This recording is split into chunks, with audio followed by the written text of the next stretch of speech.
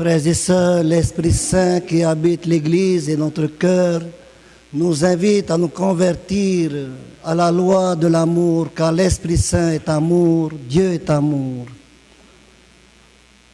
Les 10 commandements qui ont été édictés par Moïse venant de Dieu dans sa contemplation sur le mont Sinaï pendant 40 jours et 40 nuits, c'est pour donner une règle, un code de vie pour le peuple d'Israël. C'est le seul peuple parmi tous les peuples du monde qui a été choisi par Dieu. C'est le premier.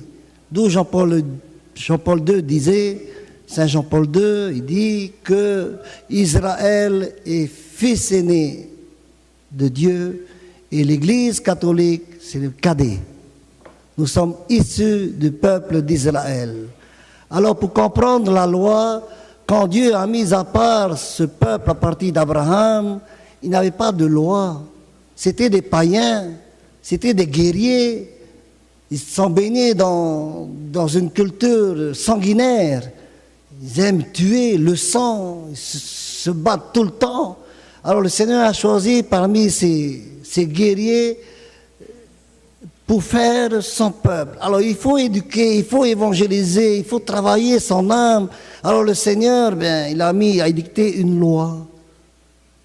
C'est le seul pays depuis la création que Dieu a édicté une loi et ils seront jugés vis-à-vis de cette loi. Alors c'est un apprentissage, c'est un cheminement, c'est une conversion de ces hommes, de ce peuple, les fils d'Abraham, d'Isaac, de Jacob, et etc. Il a fallu 4 siècles pour les convertir à la loi. Alors Jésus, lui, il dit, je ne suis pas venu abolir, je suis venu accomplir, c'est-à-dire, parce que la loi n'a pas encore été accomplie à 100%. Alors Jésus est venu non pas pour supprimer la loi, non, il est venu accomplir, il va devenir le modèle de la loi d'Israël. Maintenant, le chrétien, c'est plus les 10 commandements qui nous jugent, nous travaillons vis-à-vis de cette loi qui est une personne, c'est Jésus. C'est lui notre loi intérieure. Donc, l'Évangile nous appelle à nous convertir à la loi de l'amour, parce que Jésus est la loi de l'amour. La loi et les commandements ont été édictés par amour et non pas pour punir, afin de bien vivre ensemble, de s'occuper des malades, des faibles, des plus pauvres. Voilà la loi. La loi, c'est se mettre ensemble, vivre, prier ensemble, louer ensemble, travailler ensemble et cheminer ensemble. Ainsi va aussi le diocèse et l'Église catholique, c'est la grande famille de Jésus. Et nous sommes appelés aussi à aimer Jésus avant d'aimer la loi. Il faut aimer Dieu d'abord, aimer le Christ qui est vivant en nous, et il nous donnera la grâce nécessaire pour accomplir cette loi qui habite notre cœur. Alors Jésus dit, n'insulte pas ton frère. Tous les jours, on insulte quelqu'un, comme on dit bonjour. On dit bonjour tous les jours, et on dit du mal tous les jours. C'est inné en nous. Il y a toujours ce petit serpent qui nous mord à l'intérieur. Le serpent de la Genèse, c'est en nous. Le serpent du péché. Alors c'est là où intervient le Christ par la confession. L'amour de la loi, c'est de confession, confession.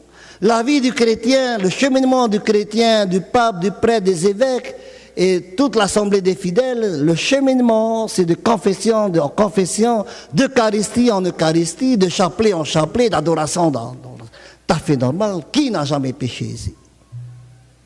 Ne serait-ce de voir un gâteau avec avidité, là. T'as péché, là. De regarder le dernier qui a la Mercedes, là. Qui a péché, là. T'as mis Dieu de côté, là. Regardez la brosse à la de Fafarou, là. Voilà. Voyez-vous? Donc c'est tous les jours que nous sommes appelés à être en face de Christ dans la mesure du possible. Sa présence nous pardonne. Sa présence nous stimule. Sa présence nous éclaire. Sa présence nous guérit. Et notre amour pour lui nous fortifie. Jésus sait très bien qu'on l'aime. Ça, 100%. On n'a pas à douter, il sait qu'on aime. Mais notre amour est parsemé d'embûches, de non, des peut-être, des à peu près. Alors il dit ici que ton oui soit un oui, que ton amour soit vrai et que ton non soit vrai aussi. Quand il faut dire non, il faut trancher dans la vie. Si on laisse pourrir les affaires, ça va s'agrandir et puis on ne sait plus comment la régler. C'est là, avec le Christ, il faut aussi trancher avec le Christ, même si ça fait mal. Donc, Jésus nous donne des commandements, à part l'adultère, les meurtres. On tue déjà quelqu'un dans notre peur en pensant, je hais cet homme. Il est déjà mort en toi. Il m'énerve. Il est KO. Voyez-vous, où nous sommes là, point de vue spirituel, nous sommes loin, très loin de la volonté de Dieu. Ça veut dire quoi? Ça veut dire sans lui, c'est impossible de l'aimer. Sans lui, impossible d'être son serviteur. Sans lui, on ne peut pas être saint et sainte de Dieu. Pour devenir saint et sainte de Dieu, nous avons besoin de lui. Nous avons besoin de ses bénédictions. Nous avons besoin de conversion. Nous avons besoin de guérison, de libération pour arriver à le suivre.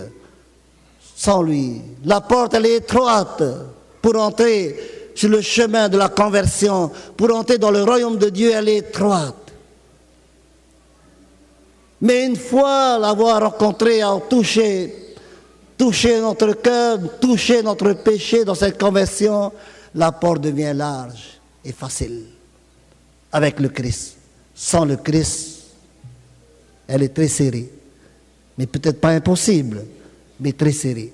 Donc, frères et sœurs, accueillons le Christ comme il se doit, comme notre Sauveur, notre Rédempteur et notre frère qui nous accompagne et qui nous appelle à nous convertir, à changer de vie tout le temps. C'est la vie du disciple, c'est la vie du baptisé, c'est la vie du pape. Tous les jours, nous sommes appelés à la conversion. C'est notre cheminement personnel et communautaire jusqu'au sommet des béatitudes où Jésus dit heureux, heureux les pauvres. C'est le ciel.